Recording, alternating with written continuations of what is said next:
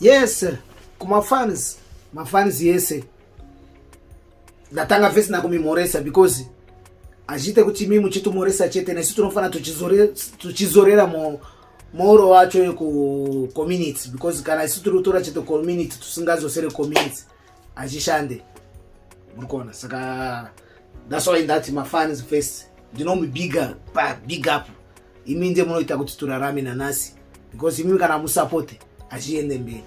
Saka kusupporta kwenu kwa makatanga kutusupporta kuva kudara kushikana nasi tiri kumitendai muri pamoyo pedu imimi apa chaiyo mafans yedu tese mafans yangu na mafans ya utakataka because maybe unonifarira ndiri pa utakataka then kune vanhu vanonifarira abasati vandiona kana one day na utakataka but anondiona inini mumwe akanyonera kulubumbashi star kudara aenda ku UK ana kuzivanzi pakati apa ndakasara kuri kuita seku utakataka but bese vari mafans saka tiri kuvatenda stereki na kutusupporta.